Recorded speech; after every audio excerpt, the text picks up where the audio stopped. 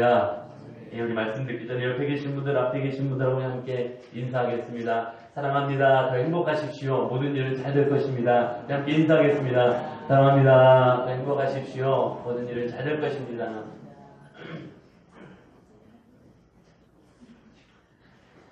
예, 감사합니다. 저에게 주어진 그 사명 가운데 매우 귀중하게 생각하는 부분 중에 하나가 나사렛 대학교의 인근에 있고 또 여기 캠퍼스 안에 있는 학생들과 말씀을 나누고 또 이 캠퍼스 안에서 복음을 전하는 게 또 젊은이들을 만나는 게 하나님께서 저에게 주신 게 매우 귀중한 사역이라고 생각을 합니다. 사실 나사렛 대학교에서 채플에 처음 들어가서 설교를 한 건 2005년도입니다. 굉장히 오래됐죠. 벌써 12년 전에 나사렛 대학교 채플에 처음 들어가서 설교를 하게 되었습니다. 그러다가 지금은 이제 매주 학교에 들어가서 말씀을 전하는 그런 상황이 되었습니다.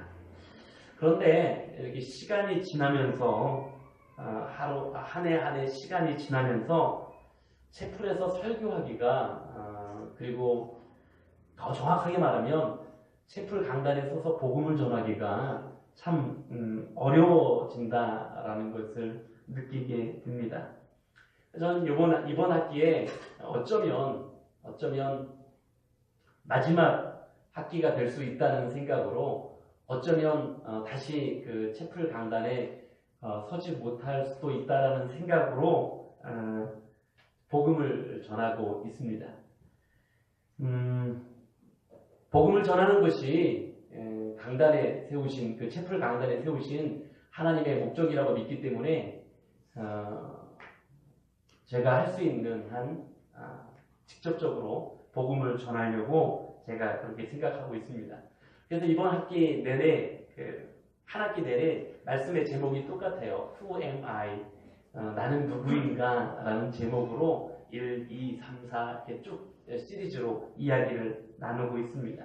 나는 어떤 존재인지, 내가 하나님 앞에 얼마나 사랑받는 존재인지, 하나님이 나를 어떻게 창조하셨는지, 또 내가 어떻게 죄인 되었는지, 우리가 어떤 타락과 어느 자리에 있는 존재인지, 어떻게 창조되었고 내가 또 어떻게 죄인 되었는지, 그리고 내가 그것을 회복하기 위해서, 내가 구원의 이 자리에 이르기 위해서, 그 하나님의 나라에 이르기 위해서 어떻게 해야 되는지에 대한 이야기, 그런 설교를 지금 계속해서 진행하고 있습니다. 참 재밌지요? 죄송합니다. 재밌다라고 표현했어요. 참 안타깝습니다. 사실은 이런 설교를 할 수 있음이 당연한 것이고 마땅히 해야 되는데 사실 이런 설교를 하는 것이 너무 어려운 시대가 되어져 버렸습니다. 저는 이번 학기 하고 컴플레인이 많이 들어와가지고 항의가 이제 오면 이제 그만하겠습니다. 그러려고 아예 그럴 작정으로 제가 막 대놓고 이제 복음을 이야기하고 있습니다. 결국 우리의 정체성을 이야기해야 된다고 생각합니다. 저는 그래서 이 정체성을 깨닫는 것이 너무 중요한 일이고 우리 인생에 있어서 가장 중요한 일이다라고 생각을 합니다. 그래서 저는 사실 이 정체성에 관한 설교, 이 아이덴티티, 이 정체성에 관한 설교를 이제 좀 자주 하는 편입니다. 사실 제가 그런 표현을 썼습니다만은 정체성에 따라서 우리가 움직이게 되어 있습니다. 제가 목사라는 정체성을 가졌기 때문에 이 목사라는 모습으로 살기 위해서 저는 움직입니다. 또 어떻게 살아야 될지를 정체성이 알려주는니다. 내가 목사라는 정체성을 가지고 있기 때문에 어떻게 살아야 되는지 가이드라인을 주고 있다는 거죠. 여러분들이 가진 정체성이 여러분들이 어떻게 살아야 될지 가이드라인을 알려주고 있습니다. 그리고 그대로 살려고 노력을 하고 있죠. 아빠라는 정체성 때문에 제가 아빠로서 살려고 노력을 하고 있고요. 아빠라는 정체성을 가진 사람이 어떻게 살아야 되는지를 이미 알려주고 있기 때문에 그 안에 존재하려고 합니다. 물론 여러분과 제가 정체성이 많은 부분에서 다른 부분도 있고요. 또 유사하게 매우 같은 정체성을 가지고 있는 부분들도 있습니다. 우리가 제자교회라는 이 사랑의 공동체 안에 함께 하고 있다는 건 아마 공통적인 정체성일 것입니다. 그래서 우리는 사랑으로 맺어진 부분이 우리에게는 존재하는 것입니다. 근데 조금 더 이것을 조금만 더 크게 보자면 그리스도인이라는 공통된 정체성을 또한 가지고 있다라는 것입니다. 우리가 그리스도인으로 살아간다라는 것, 그 공통된 정체성을 가지고 살아간다라는 건 그럼 어떤 의미가 있는 것이고 어떻게 살아가야 되는 것이냐, 오늘 우리가 이 아침에 생각해보고 싶은 이야기들입니다.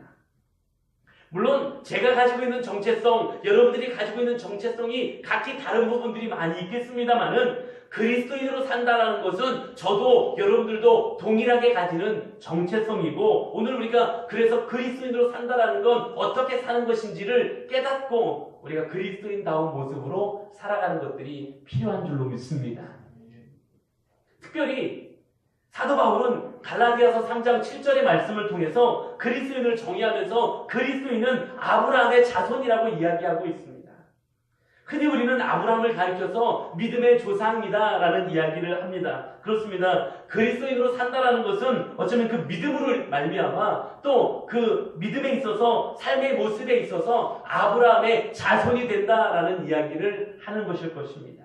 오늘 본문에 그래서 등장하고 있는 아브라함의 모습을 우리는 살펴보면서 믿음의 백성으로 살아가는 것이, 즉 그리스도인으로 살아가는 것인지 사는 것이 어떠한 것인지를 한번 생각해보는 이 아침이 되기를 소망하고요. 저와 여러분이 그리스도인으로 살아갈 수 있는 아름다운 은혜가 우리 모두에게 있게 되기를 주님의 이름으로 간절히 축복합니다.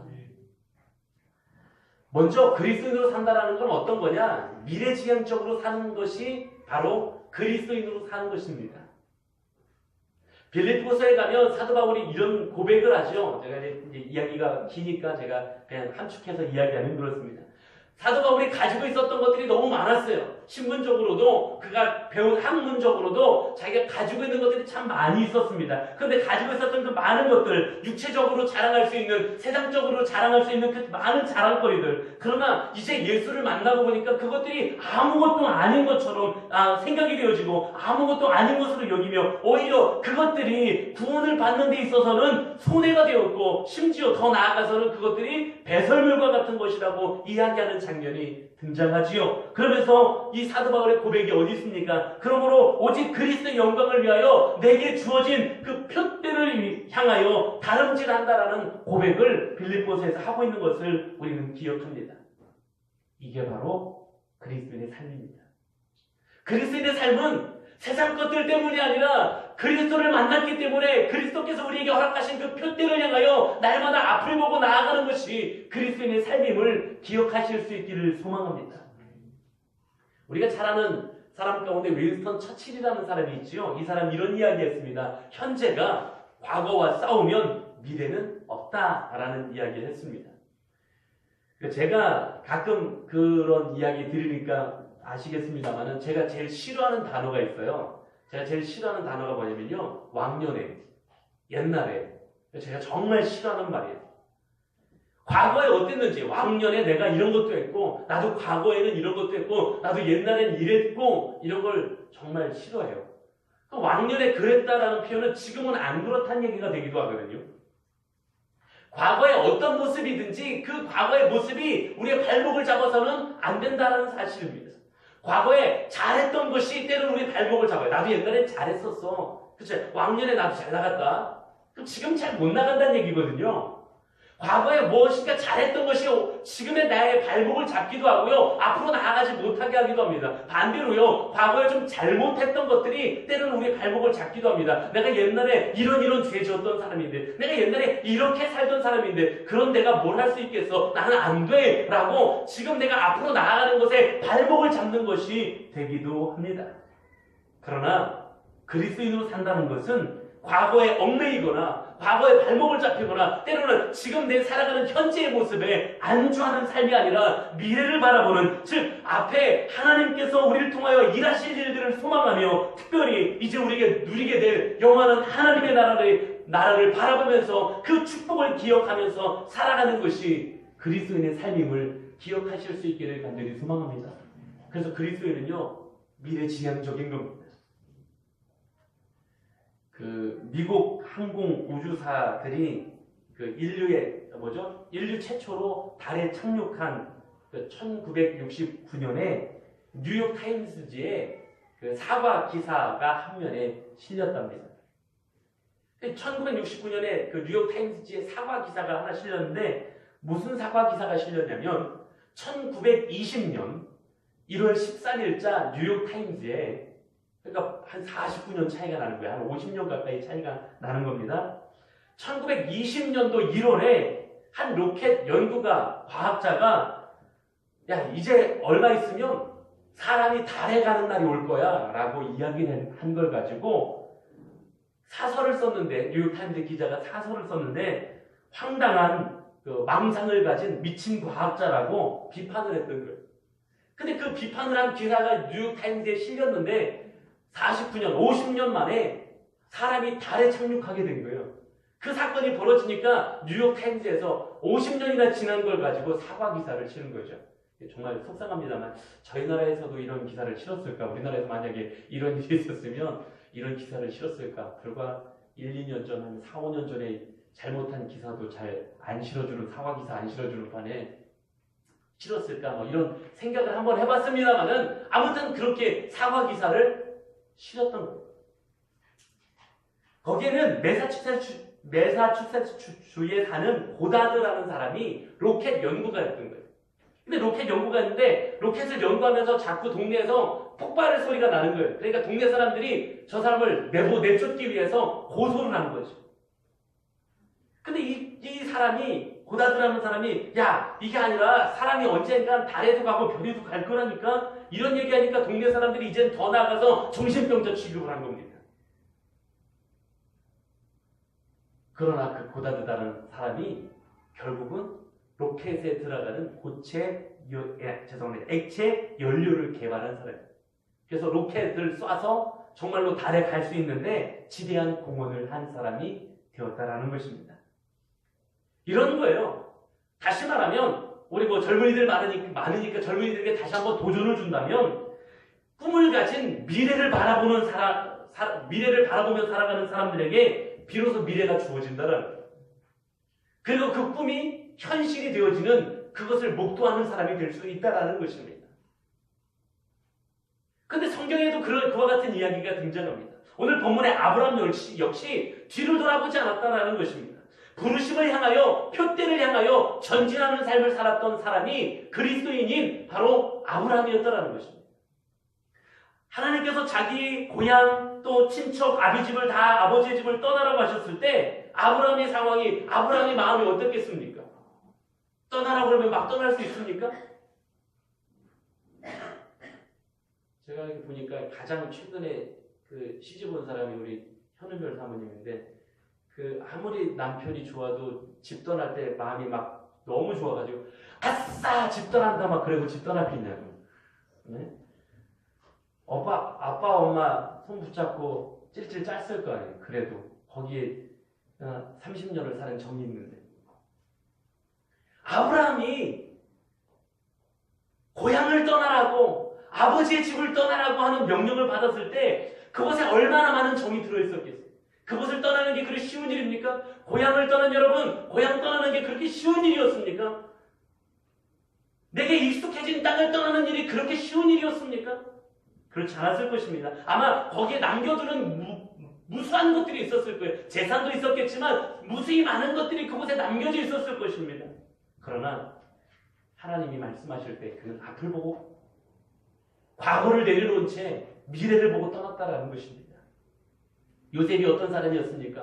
꿈의 사람이었죠. 욥은 그래서 그 꿈을 가지고 전진할 수 있었던 사람이었습니다. 그 어떤 것들이 현재에 안주하지 아니하고 과거가 발목 잡지 아니하고요. 그는 앞을 보며 나아갈 수 있는 사람이었다라는 것입니다. 때론 앞을 보며 나아갈 때 그것이 너무 고생스러울 수 있습니다. 뜻하지 않은 어려움이 찾아올 수도 있습니다. 반면에 과거에 안주하고 현재에 안주하는 사람은 어쩌면 편안하게 살지도 모릅니다. 어려움 없이 살아갈지도 모릅니다. 그러나 과거에 머물러 있고 현재에 안주하는 사람에게 전진은 없다라는 것입니다. 오직 앞을 향하여 나아가는 사람에게만 비로소 미래가 존재할 수 있다는 사실이죠. 오늘 하나님께서 원하시는 모습 바로 이런 거였습니다. 과거에 얽매여서, 과거에 노예가 되어서, 과거에 했던 일들을 생각하면서, 때로는 과거의 죄 때문에 그 죄로 인한 죄책감 때문에 과거에 붙들려 있는 것이 온전한 그리스도인이 아니라는 것입니다. 오늘 우리에게 말씀하시는 건 바로 여기 있습니다. 과거에 잘했던 것이든, 과거에 잘못했던 것이든 여러분들이 발목을 잡을 수 있습니다. 과거에 얽매이지 아니하시고 얽매이지 말고 현재에 안주하지 말고 하나님의 우리 가운데 허락하신 축복의 땅을 향하여 미래를 바라보며 나아갈 수 있는 은혜가 그리스도인인 우리에게 주어진 삶의 자립을 기억하시고 그 길 걸을 수 있는 은혜와 축복이 저와 여러분들에게 있기를 주의 이름으로 간절히 축복합니다. 사랑하는 성도 여러분, 여러분의 과거는 제가 묻고 싶지 않습니다. 아니, 저는 여러분들의 과거를 어쩌면 몰라도 됩니다. 그러나 여러분들의 앞날은 저에게 매우 중요하고요, 저에게 있어서 지대한 관심사입니다.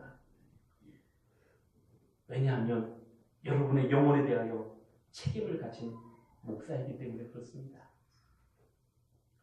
사랑하는 성도 여러분, 과거에 얽매이지 마시고요, 현재에 안주하지 마시고요, 하나님이 우리에게 약속하신 그 땅을 향하여 미래지향적으로 앞을 보며 나아갈 수 있는 저와 여러분들 되실 수 있기를 주님의 이름으로 간절히 축복합니다.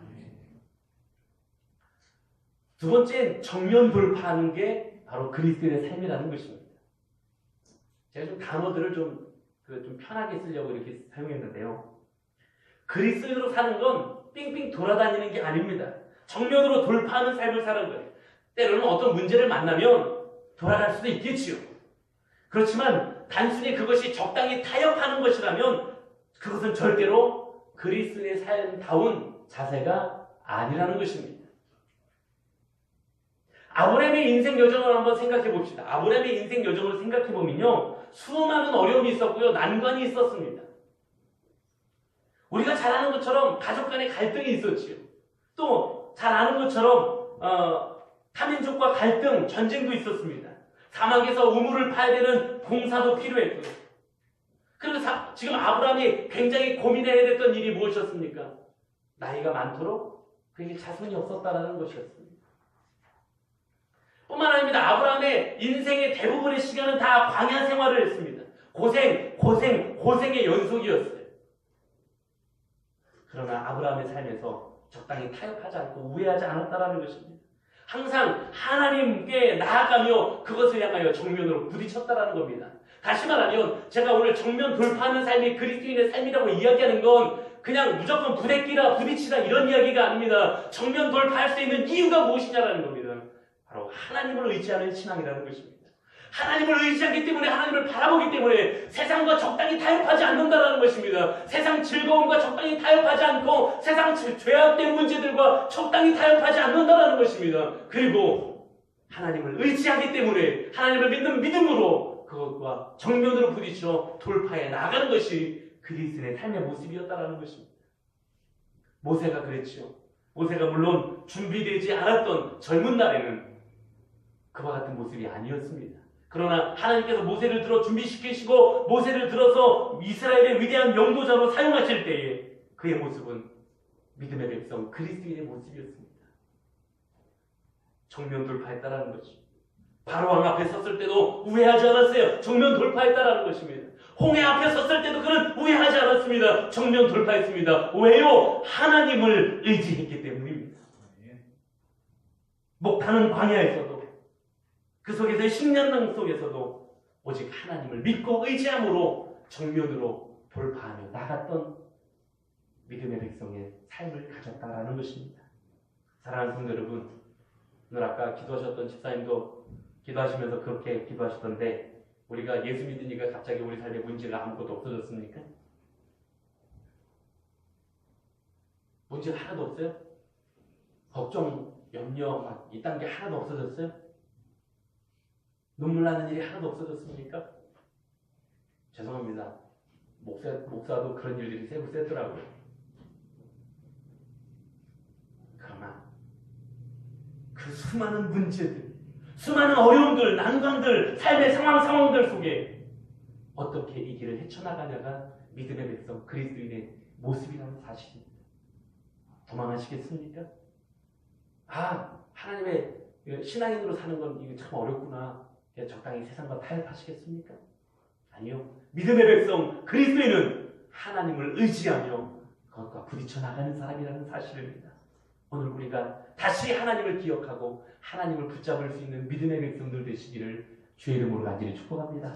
그리고 적당히 타협하고 죄악의 문제와 세상의 문제와 적절하게 조절해서 살아가는 그 우회하는 신앙이 아니라 하나님 의지하여 정면 부딪히고 다시 그것 가운데서 승리의 노래를 부르며 나아갈 수 있는 은혜와 축복이 우리 모두에게 있게 되기를 주님의 이름으로 간절히 축복합니다. 그리고 이제 아브라함을 통해서 세 번째 배울 수 있는 그리스도인으로 산다는, 즉 믿음의 백성으로 사는 모습은 절대 순종의 삶을 살았다는 사실입니다. 아브라함의 인생을 한마디로 이야기한다면 순종이었어요. 그의 삶을 돌아볼 때 순종을 빼놓고 이야기할 수가 없는 것입니다. 심지어 평생 소원, 아들을 얻는 것이었는데 그 아들을 100세에 얻었어요. 그런데 하나님께서 그 아들을 죽여서 바치라는 말에까지, 그 말씀에까지 아브라함은 순종하여 아들 이삭을 데리고 모리아 땅으로, 모리아 산으로 올라갔다라는 사실입니다. 그리스도인으로 산다라는 건 오늘도 우리가 하나님의 말씀에 귀 기울이면서 나에게 어떤 모습에서, 어떤 자리에서, 무엇에서 순종하기를 원하시는가에 관심을 가지고 살아가는 것이 바로 그리스도인의 삶임을 오늘 이 아침 기억하시는 저와 여러분들 되기를 소망합니다. 오늘 본문의 말씀에도 보면 하나님은 감히 순종하기 어려운 명령들을 주고 계십니다. 오늘 본문의 1절 말씀 보면 여호와께서 아브라함에게 이르시되 너는 너의 고향과 친척과 아버지 집을 떠나 내가 너에게 보여줄 땅으로 가라 라고 명령합니다. 그동안 살아왔던 삶의 터전입니다. 이미 그곳에 익숙해져 있습니다. 이미 그곳에 길들여져 있어요. 그거 떠나는 건 쉬운 건 아닙니다. 그런데 그곳을 떠나라고 말씀하고 계십니다.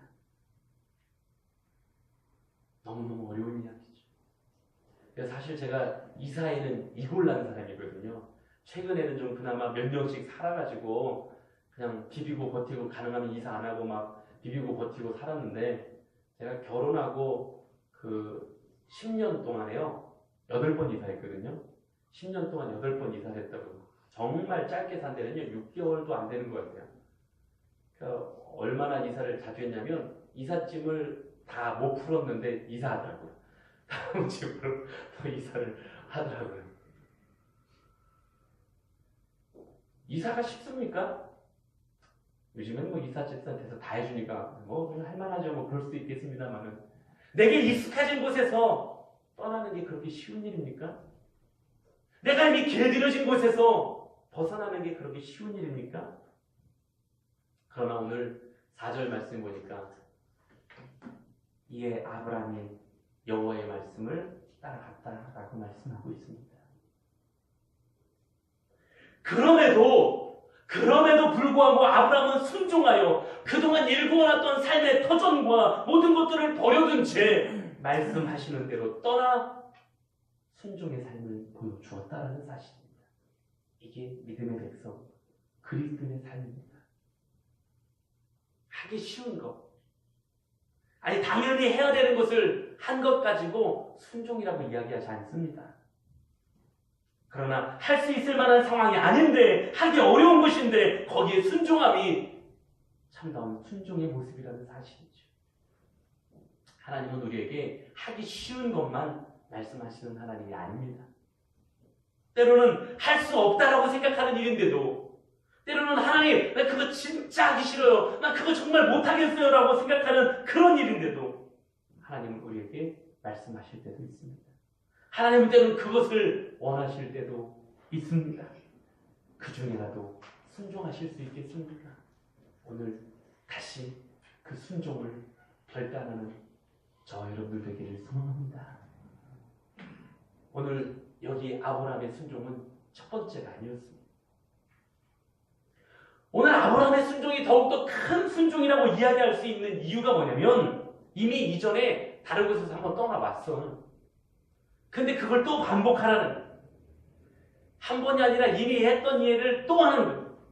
11장에 가면 갈대아 우르를 떠나라고 말씀하셔서 떠나지요. 그래서 하나님 땅에 이르렀어요. 그런데 오늘 본문에 하나님은 다시 그 하나님 땅을 떠나라는 거예요. 오늘 우리가 지금 말씀을 지금 보니까 그렇지, 아이 그 하기 힘든 걸 또 하라고 그러고 또 하라고 그러고 그러면 그게 그렇게 순종하기가 쉽습니까? 다른 일이 그렇게 쉬운 일이 아니었을 거라는 거죠. 한번 아브라함 입장에서 생각해 보죠. 물론 뭐 요즘 군대가 좀 편해지고 쉬워졌다고 그래서 요즘 군대 같으면 어쩐지 모르겠지만 남자들 사이에서 그냥 군대 2번 가라고 하면 죽는다고 그런 이야기 있어요. 그만큼 군대 가서 힘들었다는 거예요. 그만큼 군생활이 어려웠던 거예요. 한 번은 몰라도 다시는 죽어서 못 가겠다는 거죠. 그래서 지금 아브라함한테 주신 명령은 남자들한테 치면 군대 또 갔다 오라는 것과 같아요. 제가 저를 생각해 봤어요. 군대 또 갔다 오라면 갔다 올 수 있나? 제가 곰곰이 생각해 봤더니 진짜로 진지하게 어떻게 비리면 또 하긴 하겠지? 못 갈 것 같은데. 이런저런 생각이 다 왔다 갔다 하죠. 오늘 아브라함을 향한 명령은 막 그거 같아요. 아브라함은 가나안을 향하여 발걸음을 옮기고 있습니다. 그리고 마침내 세겜 땅 모래 상수리 나무에 이르렀을 때 하나님은 아브라함에게 내가 이 땅을 내 자손에게 주리라는 약속의 메시지를 주고 계시고요. 마침내 아브라함이 거기서 단을 쌓고 하나님께 제사를 드리며 여호와의 이름을 부르는 장면이 오늘 본문 마지막까지 기록되어져 있습니다. 사랑하는 성도 여러분, 이게 아브라함이 살았던 순종의 삶입니다. 믿음의 조상 아브라함이 우리에게 보여준 믿음의 모습입니다. 그리스도인으로 산다는 것은 이렇게 순종의 삶을 살아가는 것입니다. 오늘 저와 여러분들이 하나님이 우리에게 주시는 명령 앞에서, 하나님이 우리에게 허락하시는 그 말씀들 앞에서 겸손히 내 계획도 삶도 내 방법도 내려놓고 순종함을 걸어갈 수 있는 우리 모두가 될 수 있기를 주의 이름으로 간절히 축복합니다. 이제 마지막으로 아브라함을 통하여 볼 수 있는 그리스도인으로 산다는 것의 의미가 무엇인지 마지막 이야기를 좀 하려고 합니다. 오늘 마지막 이야기는 그리스도인으로 산다는 건 복의 근원으로 사는 것인 줄로 믿습니다. 자, 지금까지 했던 이야기 뭐였습니까? 미래지향적이에요. 왜? 하나님께서 우리에게 허락하신 그 나라를 소망하면서 앞으로 우리에게 이루어 가실 하나님의 일들을 바라보면서 나아가는 게 그리스도의 삶이에요. 또 하나 뭐였습니까? 하나님을 의지하기 때문에 정면 돌파하는 거예요. 적당히 타협하는 삶이 그리스도의 삶이 아니고요. 정면 돌파하는 거예요. 왜? 하나님을 의지하기 때문에. 세 번째 그리스도의 삶이 무엇이었습니까? 하나님의 명령이, 하나님의 말씀이 우리에게 주어졌을 때 절대 순종하는 삶이 바로 믿음의 백성, 그리스도의 삶이라는 것. 이게 아브라함이 우리에게 보여주고 있는 것들이었습니다.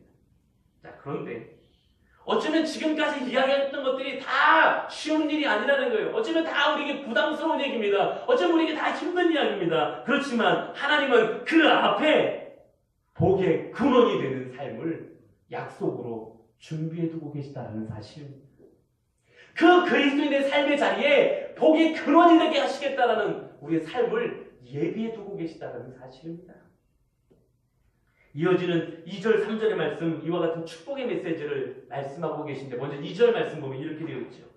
내가 너로 큰 민족을 이루고 내게 복을 주어 내 이름을 창대하게 하리니 너는 복이 될지라 말씀합니다.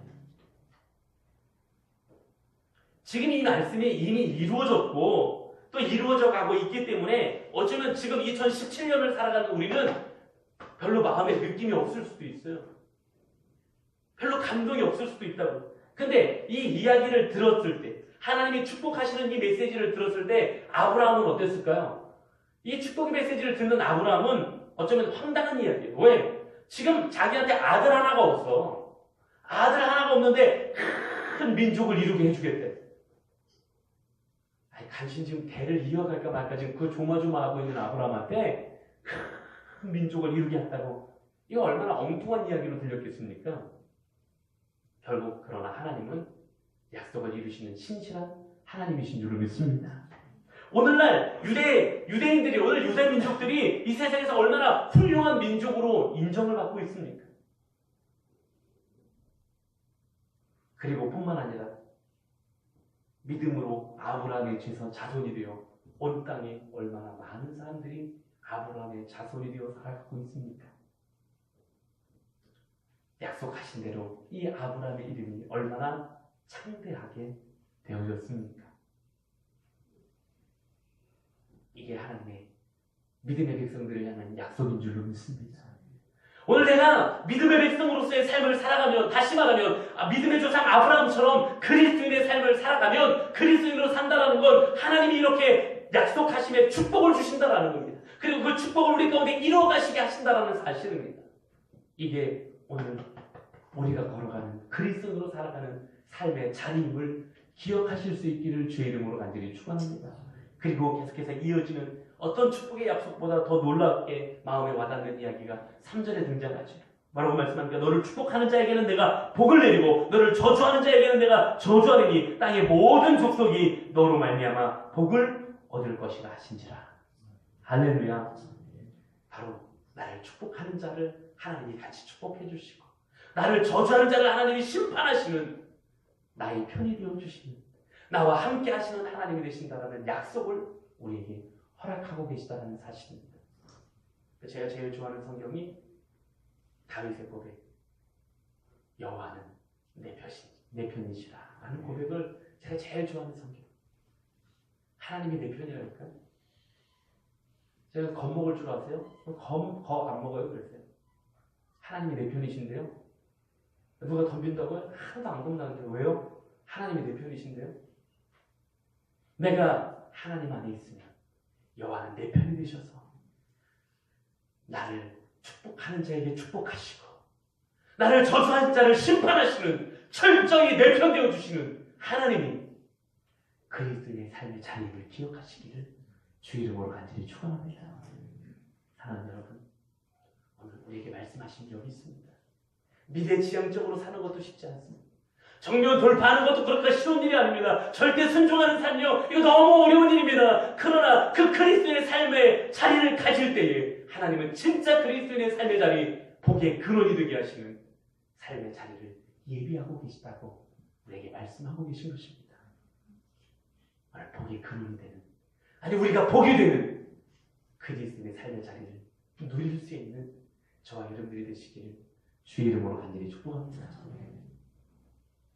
제가 이 이야기도 자주 드렸던 얘기니까 제가 제일 좋아하는 순 우리나라 말, 너무 좋아하는 말. 이건 무슨 말이냐면 남자답다, 여자답다, 학생답다, 목사답다. 이 답다라는 말을 제가 제일 좋아하는 말이에요. 근데 이거를 제가 밑에 영어로 써놓지 않은데, 형은 자매 이거를 답다를 영어로 표현하면 뭐가 제일 맞을 것 같아요?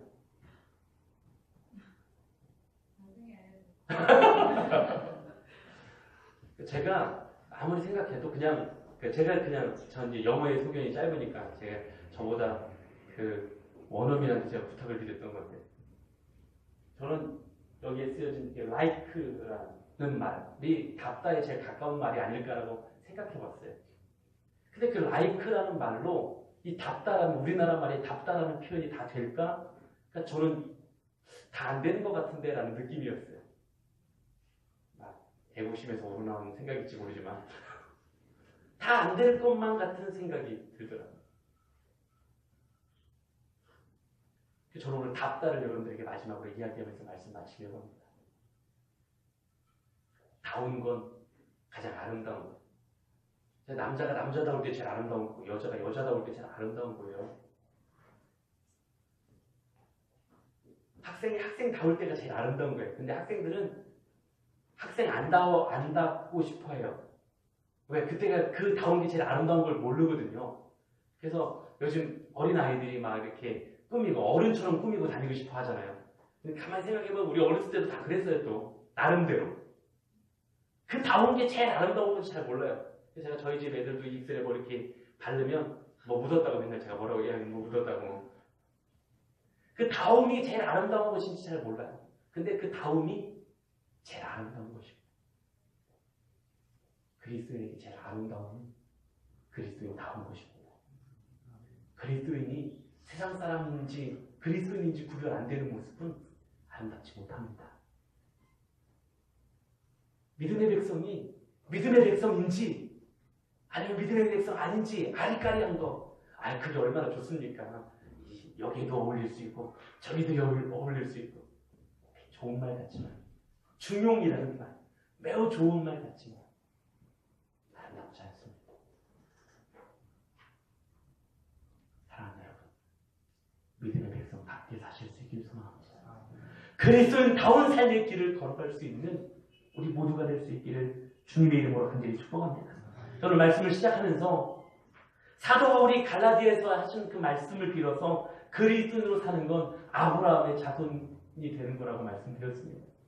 그래서 오늘 저는 그리스도인의 삶을 이야기하면서 아브라함을 이야기했던 것입니다.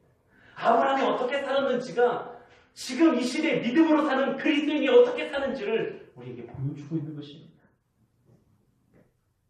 미래지향적으로 과거에 얽매이지 아니하고요, 현재 안주하지 아니하고요, 하나님이 우리에게 보여주실 그 앞날을 바라보면서 살아가는 것이 그리스도의 삶이었고요, 하나님을 의지하기 때문에 정면으로 부딪혀서 세상과 타협하지 아니하고 앞을 보며 나가는 것이 그리스도의 삶이었고요, 하나님이 말씀하신다면 그것이 내게 거리끼는 거라 할지라도, 때로는 그것이 내게 힘든 일이라 할지라도 거기에 순종하는 것이 그리스도의 삶의 자리였습니다. 그게 아브라함의 모습이었고, 그런데 이 아브라함의 모습을 단지 여기까지만 요구하신 게 아니라 하나님이 너를 복이 되게 할지라, 옛날 개혁 성경으로 복의 근원이 되게 할지라, 오늘 우리에게도 약속하고 계신 그리스도인으로 사는 모습은 바로 그겁니다. 오늘 우리가 그리스도인다운 삶을 살아감으로써 오늘 하나님 우리에게 예비하고 준비하고 계신 복의 근원의 삶을 함께 누리며 살아갈 수 있는 축복이 오늘 저에게도 여러분들에게도 충만하게 넘쳐나기를 주의 이름으로 간절히 축복합니다. 기도하시겠습니다. 사랑의 하나님,